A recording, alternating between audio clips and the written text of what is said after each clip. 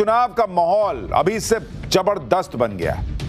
ममता बनर्जी खुद तो नरेंद्र मोदी, अमित शाह को भर भर के कोसती हैं। क्या नहीं कहती, सब तो कह ही देती हैं। कभी बदमाश कहती हैं, कभी गुंडा कहती हैं, कभी दुर्योधन दुशासन कह देती हैं। लेकिन आज जो खुद ममता बनर्जी ने बंगाल में खुल्लम खुल्ला कर दिया, एक मुख्यमंत्री ने कर दिया, उस पर तो लोग सीधे कह रहे हैं भाई, सोशल मीडिया से लेकर हर जगह, ये कौन सी दबंगई हो गई भाई। सीधे सीधे दबंगई नहीं है तो क्या है। आज बंगाल में गजब बवाल मच गया। ममता बनर्जी ने आज ऐसा काम कर दिया कि आपने किसी मुख्यमंत्री को करते नहीं देखा होगा। बीजेपी और टीएमसी के बीच बवाल का नया चैप्टर खुल गया उनके एक्शन से। कोलकाता में आज सुबह ईडी की टीम ने एक रेड मारी। इस रेड ने पूरे बंगाल को हिलाकर रख दिया। जहां ईडी ने रेड मारी वहां ममता बनर्जी दंदनाते पहुंच गई भाई। मतलब ईडी रेड मार रही है, वहां मुख्यमंत्री पहुंच गई, और इधर ईडी की रेड चल रही थी, उधर ममता बनर्जी ने अचानक एंट्री मारी। और सिर्फ एंट्री ही नहीं मारी, रेड वाली जगह से ममता बनर्जी फाइल उठा के ले आई, हार्ड डिस्क उठा के ले आई भाई, दस्तावेजों का बंडल उठवा लिया। सवाल हो रहा है कि ईडी ने ऐसी कौन सी जगह रेड मार दी कि खुद ममता बनर्जी भागी भागी वहां पहुंच गई। ममता बनर्जी कौन सी फाइलें, कौन से दस्तावेज उठाकर ले गई। ऐसा क्या था इन फाइल में, ईडी देख लेता तो बवाल कट जाता। क्या सीक्रेट था ऐसा जिसके लिए वो ईडी से भिड़ गई। ममता बनर्जी का करीबी वो कौन व्यक्ति है जिसके घर सुबह सुबह ईडी पहुंची और पीछे पीछे ममता बनर्जी आ गई। ईडी के रेड के बीच ही दस्तावेज उठाकर ले जाने वाली ममता बनर्जी को कैसे बीजेपी ने घेर लिया। कौन कहने लगा कि ममता तो अब जेल जाना चाहिए, इनको जेल भेजना चाहिए। कोलकाता में मचे जबरदस्त कोहरा, और बंगाल के चुनाव के ठीक पहले बंगाल में जो जबरदस्त सियासी ड्रामा हुआ है, जो देश ने शायद ही ऐसी तस्वीरें देखी होंगी। मोदी शाह को ममता का यह खुला चैलेंज, एक एक तस्वीर, एक एक सियासी मायना आपको बताऊंगा, लेकिन पहले एक झलक देखिए जो हुआ है।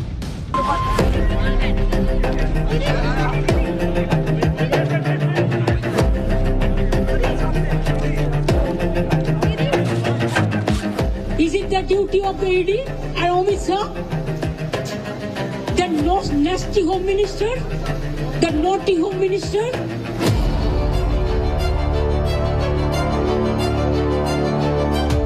जो फाइल चोरी किया वो चोरी किया, इस सारे जुर्म में मुख्यमंत्री ममता बनर्जी को गिरफ्तार करना चाहिए। बंगाल में तो इसको इतना गद्दार है, जो बड़ा बड़ा डाकत है, एक का खिलाफ में कोई सीबीआई नहीं हुआ।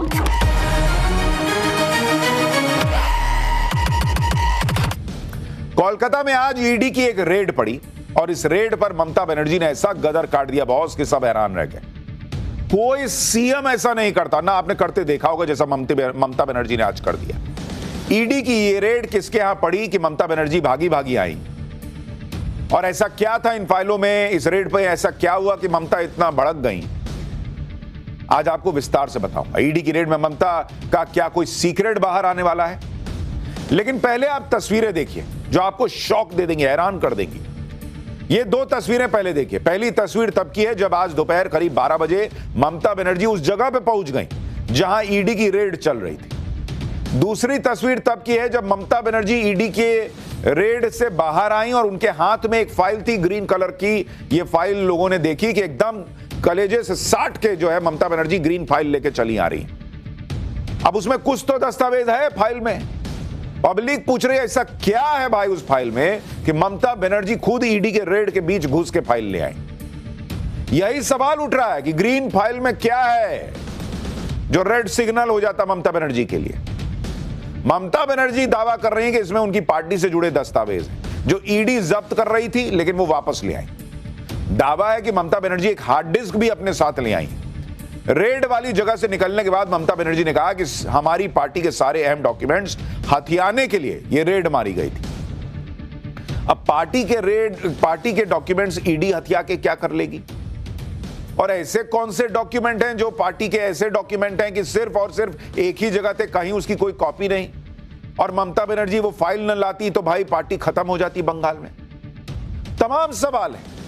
ममता बनर्जी का आरोप है कि ईडी रेड की आड़ में बीजेपी ने टीएमसी की चुनावी रणनीति पर कब्जा करने की कोशिश की। ममता बनर्जी ने एक पूरी लिस्ट गिनवा दी भाई, जिसमें 2026 चुनाव से जुड़ी टीएमसी की कैंडिडेट लिस्ट थी, पार्टी के इंटरनल डॉक्यूमेंट्स से कहा जा रहा है, पार्टी की हार्ड डिस्क थी, 2026 के लिए पार्टी की चुनावी रणनीति से जुड़े दस्तावेज थे, पार्टी का चुनावी प्लान था। ममता बनर्जी आरोप लगा रही हैं कि ये सारी चीजें बीजेपी हथियाना चाहती थी और इसीलिए ईडी की टीम भेजी थी। उन्होंने सीधे अमित शाह को चैलेंज किया कि अगर वो बीजेपी दफ्तर पर रेड करवा दे तो। सुनिए कितना भड़क गई है Mamata Banerjee. How to collect all of our party hard disk, the candidate list, the party strategy, the party plan. Is it the duty of the ED and Amit Shah, the nasty home minister, the naughty home minister who cannot protect the country, and he's taking away all my party documents? If I read the BJP party office, what will be? What will be the result? They didn't have any guards, and because of election, they are collecting all my information of my party. देखो मैंने सब लेके आया, because I rang up Pratik, because he is the in charge of my party. So my hard disk, see, phone, hard disk, all they are collecting, and they have already attacked my IT office also. In fact, Sector 5, I am going there also. Mamata Banerjee full गुस्से में boss, BJP को कोस रही हैं। BJP थोड़ी चुप बैठी है, वो भी पलटवार कर रही है कि ममता बनर्जी को तो तुरंत गिरफ्तार कर लो। किसने कह दिया कि ममता बनर्जी को जेल में डालो, ये आपको बताऊंगा। ममता बनर्जी ने ईडी की रेड को लेकर अपनी पार्टी की सीक्रेट फाइलें हथियाने का जो आरोप लगाया है, उस पर ईडी ने क्या जवाब दिया, पहले वो सुनिए। और उससे भी पहले सुनिए कि पूरा मामला क्या है। ईडी ने किसको हाथ लगा दिया कि ममता बनर्जी इतना भड़क गई। दरअसल ईडी ने आज कोयला घोटाले में आईपैक के दफ्तर और उसके डायरेक्टर प्रतीक जैन के घर पर रेड मारी। आईपैक मतलब इंडियन पॉलिटिकल एक्शन कमेटी। ये एक पॉलिटिकल कंसल्टेंसी फर्म है जो टीएमसी के लिए काम करती है। ममता बनर्जी के मुताबिक इसके डायरेक्टर प्रतीक जैन टीएमसी के आईटी सेल के प्रमुख भी हैं। साल 2019 में लोकसभा चुनाव के बाद से आईपैक फर्म ममता सरकार के साथ काम कर रही है। चुनावी रणनीतिकार से नेता बने प्रशांत किशोर आईपैक के संस्थापक हैं। प्रशांत किशोर भी टीएमसी की चुनावी रणनीति को संभाल चुके हैं। अब प्रशांत किशोर से आईपैक दूर हो चुके हैं। आईपैक से प्रशांत किशोर दूर हो चुके हैं, लेकिन आईपैक टीएमसी की चुनावी रणनीति को संभाल रही है। और यही वजह है कि आज जब ईडी ने आईपैक के डायरेक्टर के घर पर, दफ्तर पर छापे मारे तो एकदम ममता बनर्जी फायर हो गई। ममता बनर्जी पहले दक्षिण कोलकाता में लाउडन स्ट्रीट पर स्थित प्रतीक जैन के घर गई। वहां 15 मिनट रुकी, कुछ फाइल और हार्ड डिस्क लेकर बाहर आई। फिर वो सॉल्ट लेक सेक्टर 5 में गोदरेज बिल्डिंग में गई, जहां आईपैक का दफ्तर था। वहां से भी ममता बनर्जी कुछ दस्तावेज उठा के ले आई। कोलकाता में ईडी रेड की कुछ तस्वीरें और दिखाता हूं। आज भारी सुरक्षा के बीच ईडी ने कोलकाता में रेड की। इस दौरान रेड के बीच में एक व्यक्ति दस्तावेजों के बंडल ले जाता दिखा। दस्तावेजों के बंडल एक गाड़ी में भी दिखे। इन दस्तावेजों में क्या था, क्या दिखा, यह तो बहुत क्लियर नहीं है, क्योंकि ऐसे रखा हुआ था, इसमें इतना कैसे दिखेगा। लेकिन आपको ईडी की रेड के दौरान की एक रिपोर्ट दिखाता हूं, जिसमें यह दिख रहा है कि कैसे ममता बनर्जी की सिक्योरिटी से जुड़े कुछ लोग दस्तावेज हाथ में लेकर भाग रहे हैं। देखिए, मैं आपको सीधा सीधा तस्वीरों की ओर लिए चलती हूँ। ये देखिए, ये लिफ्ट जो आपको दिख रही है वो सीधा सीधा इसी लिफ्ट के जरिए जो है मुख्यमंत्री 11th फ्लोर पर पहुंचे हैं, जहां पर आईपैक का दफ्तर है। हाई ड्रामा अगर आप कह सकते हैं कि यहाँ पर दिख रहा है, क्योंकि जहां एक तरफ जो ईडी के अधिकारी यहाँ पर पहुंचे हैं, उनकी सुरक्षा बढ़ाई गई है। थोड़ी देर पहले हमने देखा कि किस तरह से सीएपीएफ जवान को जो है यहाँ पर लाया गया था। आप देखिए, एक के बाद एक जो है तमाम फाइल्स है। देखिए, आप देखिए किस तरह से सीएम सिक्योरिटी के जो अधिकारी हैं वो यहाँ पर फाइल्स को लेकर निकल रहे हैं। एक के बाद एक जो है अधिकारी उतर रहे हैं और उनके हाथ में फाइल्स है, और ये सभी अधिकारी जो है हाथ में फाइल्स लिए यहाँ से निकल रहे हैं। ईडी ने जिस कोयला घोटाले में रेड मारी है, वो मामला है क्या, वो आपको याद दिलाता हूं। और कैसे इसका कनेक्शन प्रतीक जैन से जुड़ा है कि ईडी को उसके घर पर, दफ्तर पर छापे मारने पड़ रहे हैं। सुनिए प्रेस रिलीज में ईडी क्या बता रही है। ईडी के मुताबिक यह कार्रवाई अनूप माझी के नेतृत्व वाले कोयला तस्करी सिंडिकेट के सिलसिले में की जा रही है। इस मामले में सीबीआई ममता बनर्जी के भतीजे अभिषेक बनर्जी की पत्नी से पूछताछ कर चुकी है।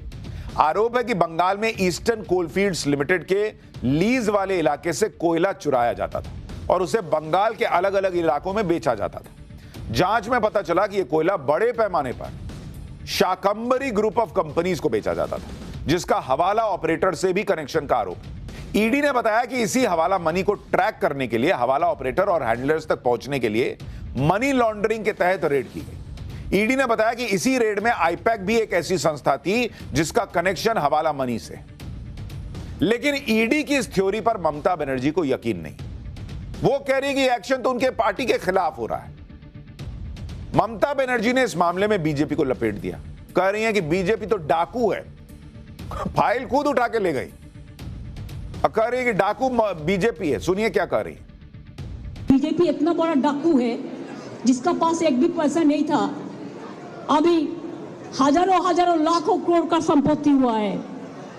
एक आदमी को तो सीबीआई ने नहीं पकड़ा, ईडी नहीं पकड़ा।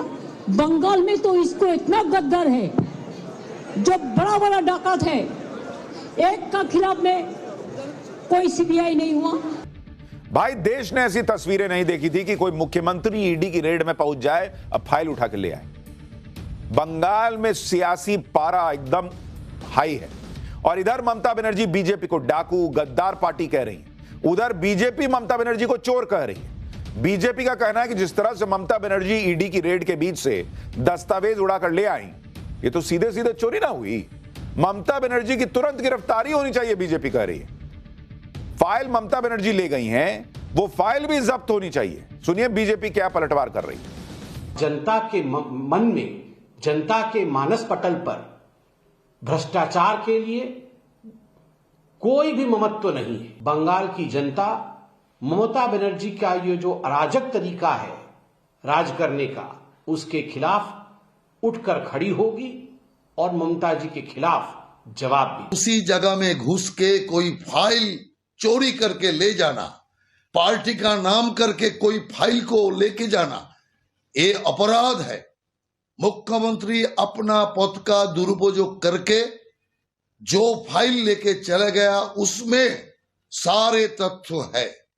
इसीलिए मुख्यमंत्री ऐसा करके अदालत का अवमानना किया, जो तदंत चल रहा है उसमें बाधा डाला और जो फाइल चोरी किया वो चोरी किया। इस सारे जुर्म में मुख्यमंत्री ममता बनर्जी को गिरफ्तार करना चाहिए। बीजेपी ममता बनर्जी की गिरफ्तारी की मांग कर रही है। उधर ईडी ने यह संकेत दिया है कि ममता बनर्जी के खिलाफ एक्शन हो सकता है। रेड बहुत शांतिपूर्ण चल रहा था, तभी ममता बनर्जी वहां पर आ गई, ये ईडी कह रही। उनके साथ बड़ी संख्या में पुलिस के अधिकारी मौजूद थे। ममता बनर्जी प्रतीक जैन के घर गई, जरूरी सबूत ले गई, जिसमें फिजिकल डॉक्यूमेंट्स और इलेक्ट्रॉनिक डिवाइसेस हैं। इसके बाद सीएम का काफिला आईपैक के दफ्तर में आ गया, जहां ममता के सहयोगी और स्टेट पुलिस ने जबरदस्ती फिजिकल डॉक्यूमेंट्स और इलेक्ट्रॉनिक एविडेंसेस ले लिए। ईडी ने कहा कि ममता बनर्जी ने जो किया उससे जांच में बाधा पहुंची, इसलिए ईडी ने अब इस मामले को लेकर कलकत्ता हाईकोर्ट का दरवाजा खटखटाया है। ईडी ने बंगाल सरकार पर उसके काम में बाधा डालने का आरोप लगाया और दुनिया भर में चर्चा चल रही है भाई, सोशल मीडिया से लेकर हर जगह, कि ऐसा क्या था इन फाइल्स में कि ममता बनर्जी खुद पहुंच गई लाओ लश्कर के साथ कि लाओ फाइल दो, नहीं ले जाने दूंगा। वहीं दूसरी तरफ सीएम ममता बनर्जी ने ईडी के एक्शन के विरोध में पूरे बंगाल में प्रदर्शन का ऐलान कर दिया। ईडी ने ममता बनर्जी पर आरोप लगाए हैं कि वो अहम सबूत उठाकर ले गए।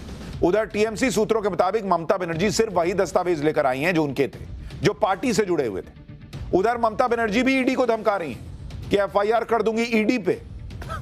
ममता बनर्जी का आरोप है कि ईडी की टीम कुछ डेटा ट्रांसफर करके ले गई है। इस पर ममता बनर्जी कह रही है कि वो ईडी की फॉरेंसिक टीम पर ही एफआईआर कर देंगी। ममता बनर्जी थोड़ी पीछे हटने वाली हैं, वो ईडी को धमका रही है भाई कि तुम पे मैं एफआईआर कर दूंगी, तुम मुझे मेरा मामला लेके क्या कोर्ट जाओगे। देखिए क्या बोल रही। मैंने जो सुना उसका फॉरेंसिक टीम आया था, उन्होंने ट्रांसफर कुछ किया, ये तो पता चलेगा। वो तो फॉरेंसिक टीम ले आके पहले बहुत सारे ट्रांसफर भी किया है। वो जो किया है क्राइम किया है, इसका बारे में एफआईआर होगा फॉरेंसिक टीम का बारे में।